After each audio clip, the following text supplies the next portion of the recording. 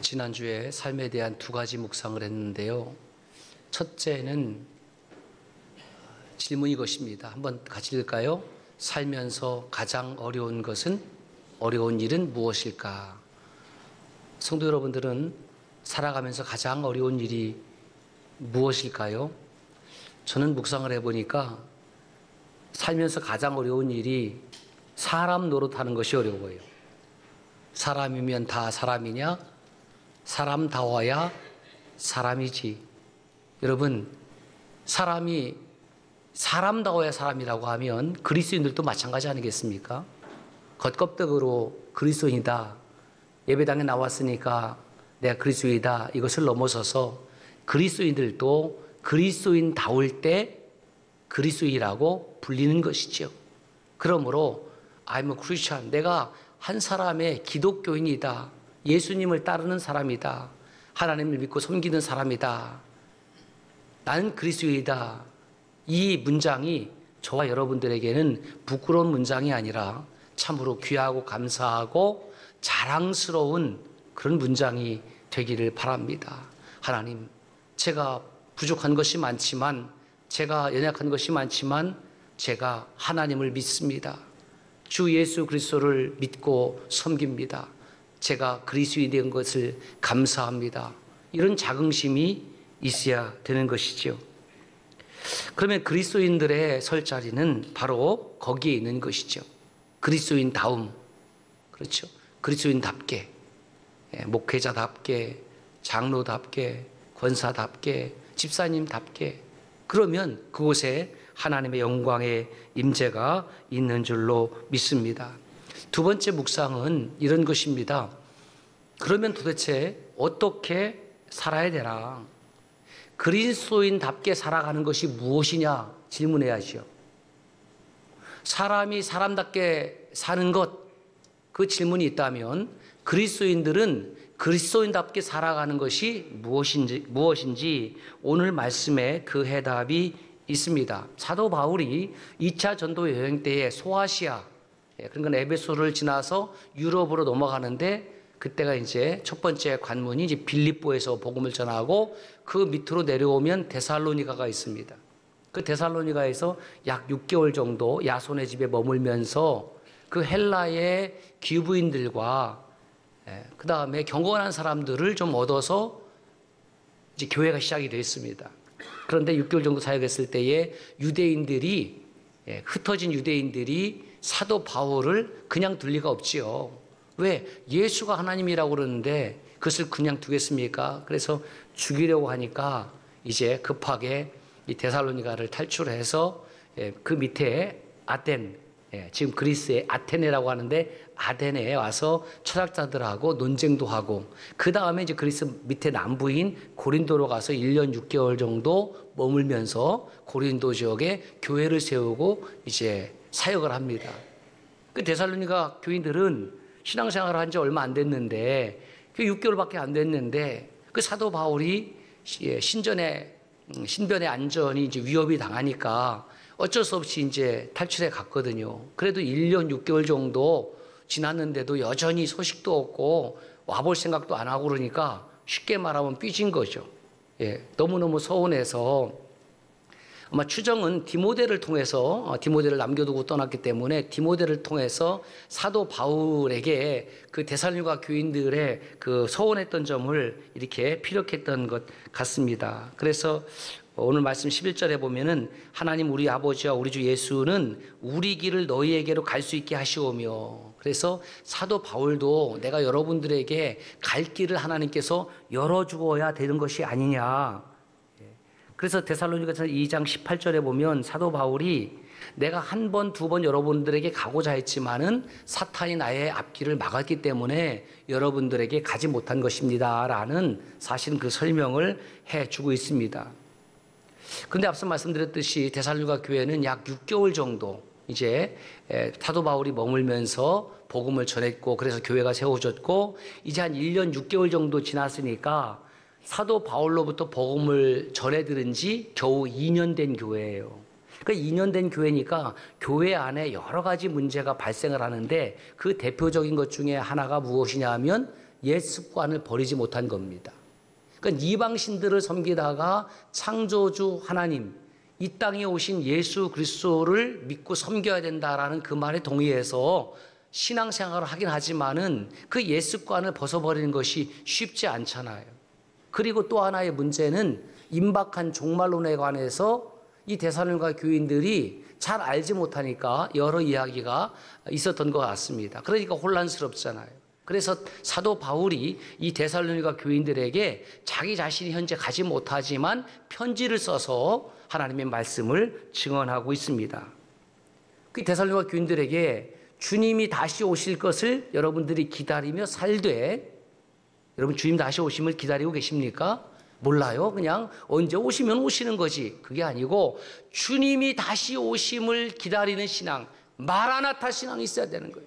그 마라나타 신앙 가운데에 어떻게 우리는 살아야 되는지 두 가지를 말씀하고 있습니다.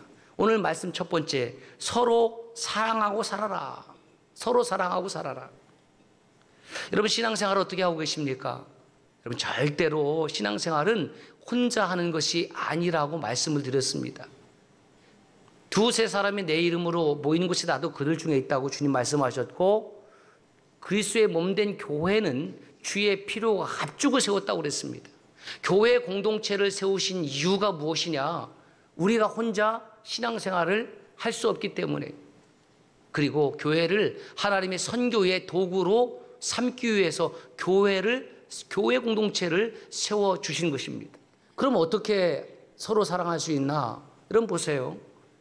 장가가는 아들을 그 아비가 앉혀놓고, 얘야 나는 네 엄마를 그렇게 사랑하지 못했다. 맨날 바깥으로 돌고 승질나면 빤찌를 날리고, 그러니 너는 가서 부디 네 아내를 내 몸과 같이 정말 지극히 사랑해야 된다.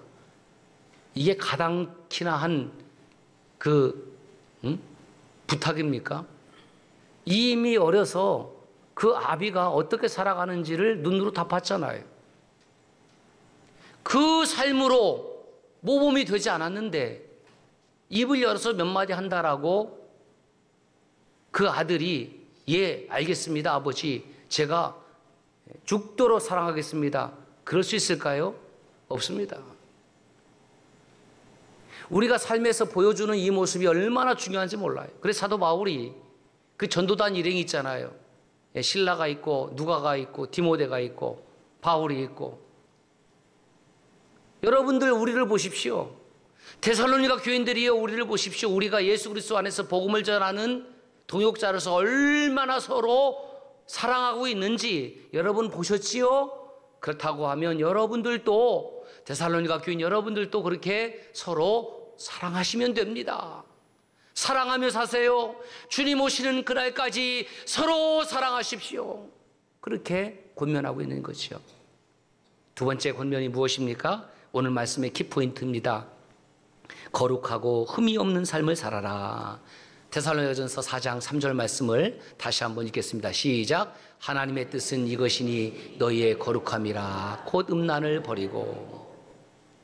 하나님의 선명한 뜻이 무엇이냐? 거룩합니다. 뭐 음란한 것이든 뭐 투기든 뭐 욕을 하는 것은 그 뒤에 있는 것은 다 뭐 그냥 내버려 두고 거룩하게 살아가면, 하나님의 거룩하심을 입으면 무엇이 두렵겠습니까? 사도 바울은 하나님이 원하시는 것은 우리 성도 개개인이 굳건한 마음을 가져야 된다는 겁니다. 서로 사랑하는 것은 이건 공동체의 윤리고 공동체의 사랑이고 공동체의 신앙이라고 하면, 거룩하게 살아가는 것은 개인의 신앙이죠. 개인의 윤리죠. 주님 오실 때까지 우리 개개인이 하나님 앞에 흠이 없는 모습으로, 그것이 거룩입니다. 왜냐하면 구약시대에 소나 양이나 염소나 비둘기 가운데에 하나님 앞에 제사를 드리려고 하면 그 소, 양, 염소, 비둘기는 흠이 있는 거면 안 되는 거예요.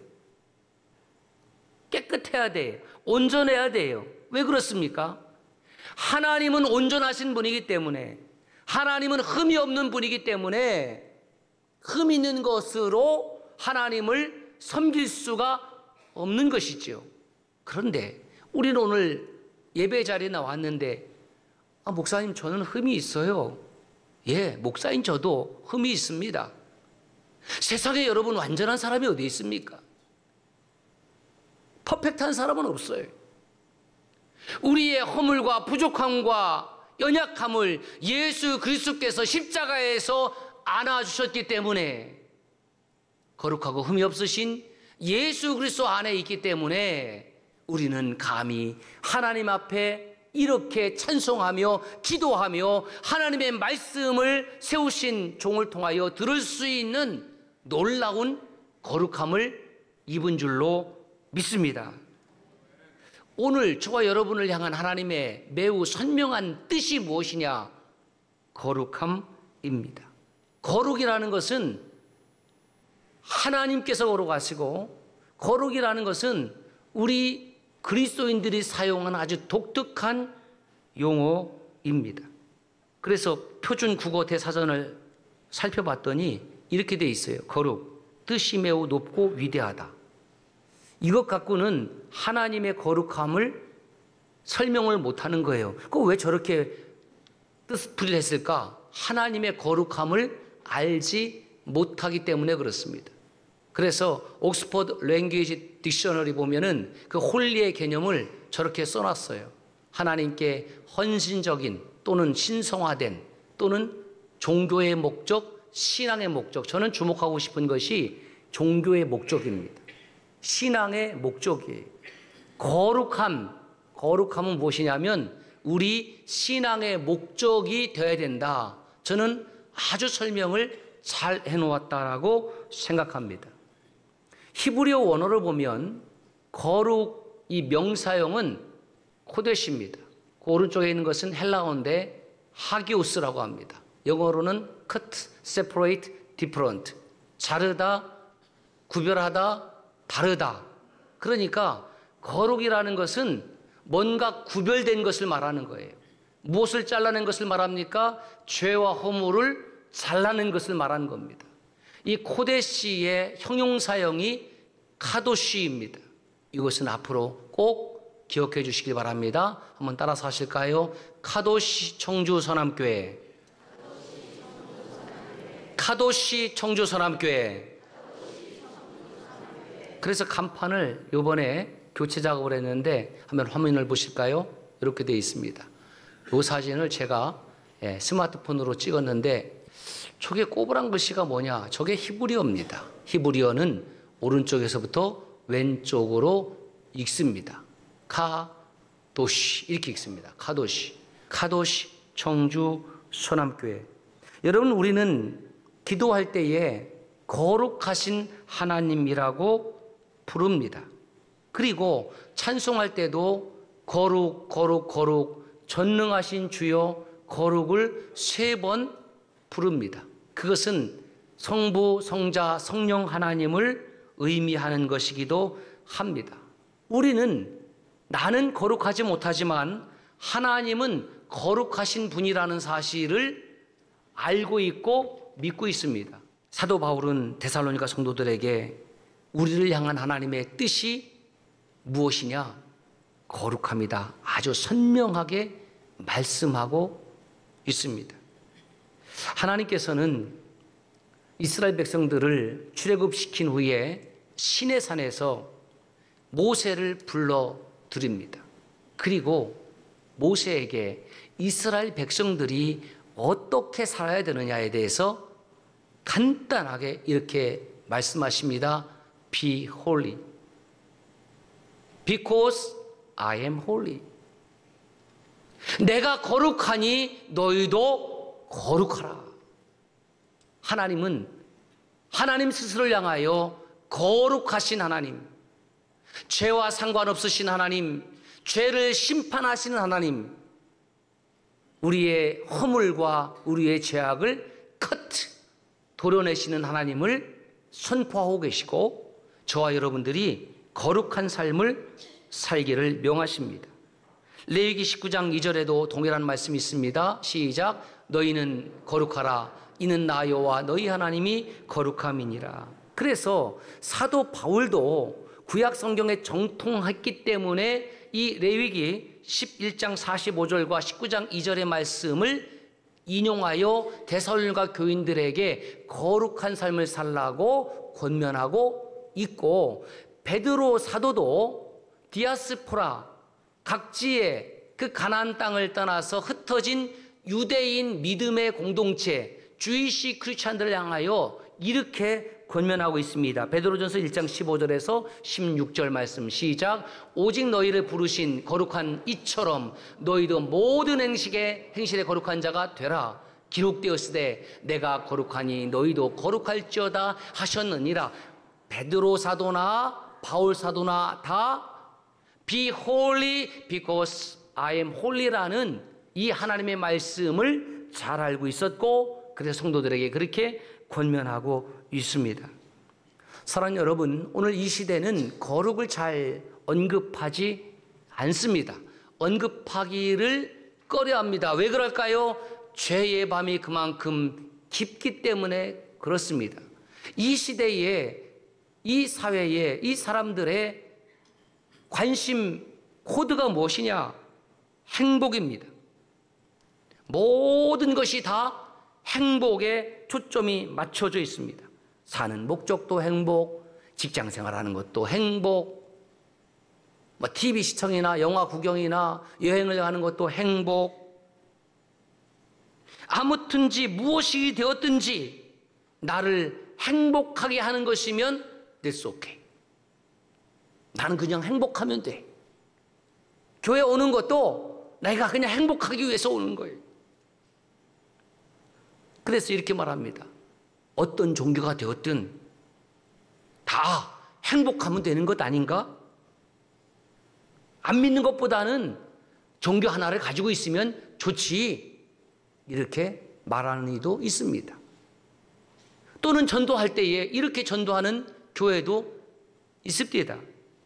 행복하고 싶으세요? 아니, 행복하고 싶지 않은 사람이 어디 있습니까? 우리 찬양대원들 행복하고 싶으세요? 예. 왜 찬양대에 섰습니까? 행복하고 싶으니까요. 거기는 노입니다. 행복하고 싶은 것은 예스지만 우리가 행복을 목적으로 찬양대에 서고 예배자의 자리에 서는 것은 아닙니다. 여러분, 교회의 존재 목적, 신앙생활의 존재 목적은 결코 행복이 될 수 없습니다. 내가 행복하기 위해서 교회를 다녔습니다. 그런데 교회를 다니다가 삶에 어려운 일을 만나게 되거든요. 그러니까 행복감이 사라져버렸습니다. 나 교회 그만 다닐란다. 왜? 아니, 난 교회 다녀서 처음엔 좋았는데 아니야. 교회 다녀도 힘든 일만 많이 생기고, 아니, 교회를 다녔더니 글쎄 어려운 일 당했다니까. 여러분, 필경은 그럴 것이죠. 왜냐하면 사단은 그 한 영혼이 구원받는 것을 싫어하거든요. 사단은 우리에게 먹을 것, 입을 것, 쓸 것을 다 공급해 줄 테니 너의 영혼만은 나에게 맡겨라고 유혹하기 때문에 그렇습니다. 그러니까 육신에 먹을 것, 입을 것, 쓸 것으로 만족한 사람은 그냥 빵으로만 살면 되는 거죠. 그러나 주님은 사탄의 유혹에 대해서, 미혹에 대해서 어떻게 말씀하셨습니까? 사람이 빵으로만 살 것이 아니라 하나님의 입에서 나오는 모든 말씀으로 살 것이니라. 할렐루야.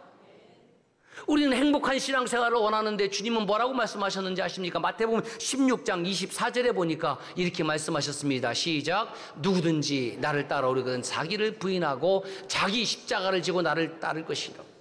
내가 교회 가면 행복할 줄 알았는데, 아니, 자기 십자가를 지고 따라오라네.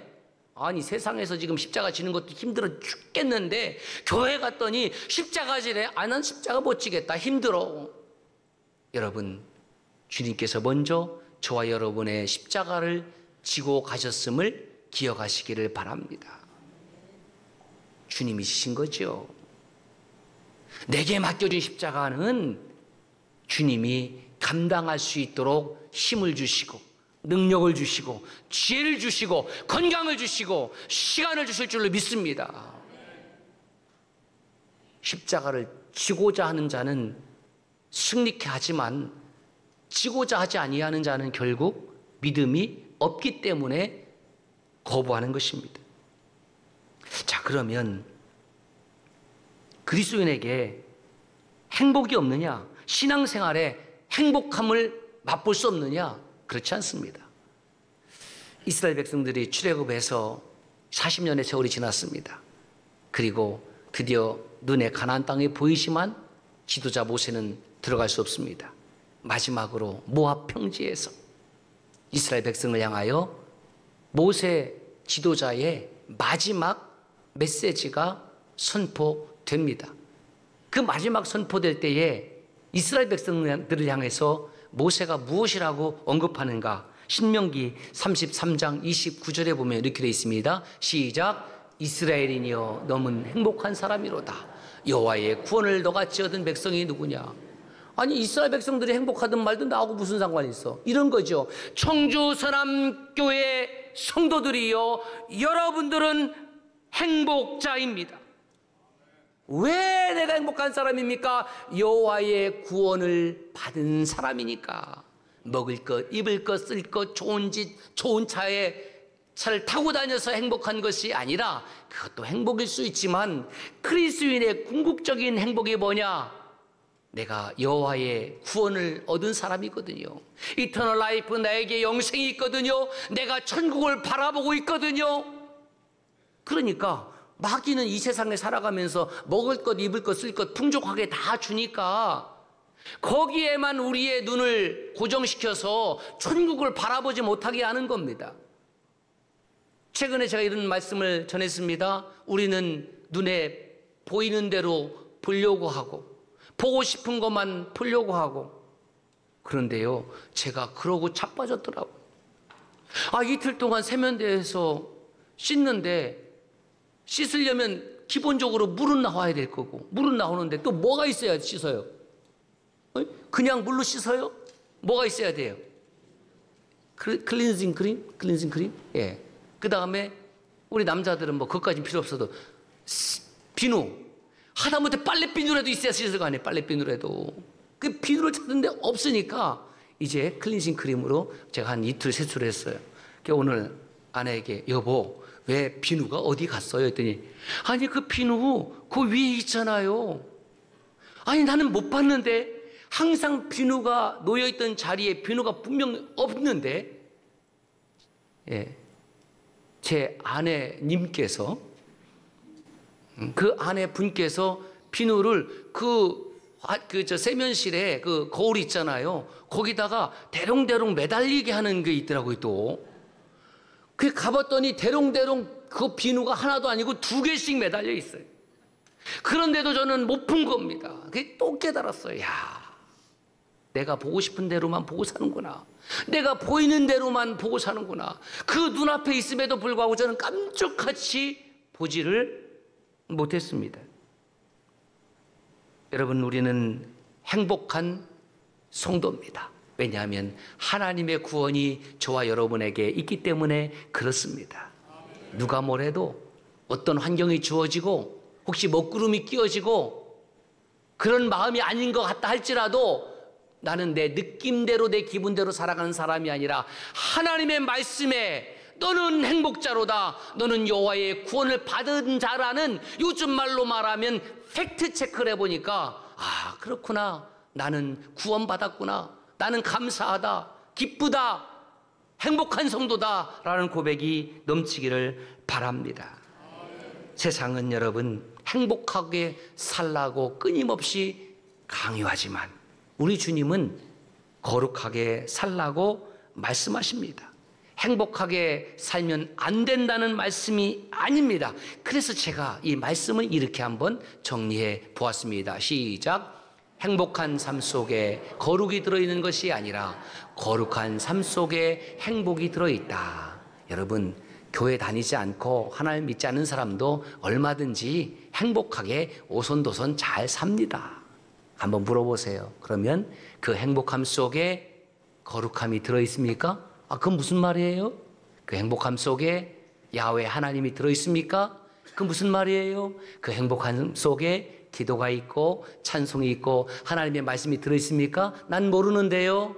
하나님 없이 이 세상은 행복함을 느끼고 살 수 있습니다. 그러나 거룩함 속에는 하나님께서 그 거룩함 속에 하나님이 주시는 행복을 넣어 주셨음을 기억하시고 믿으시기를 바랍니다.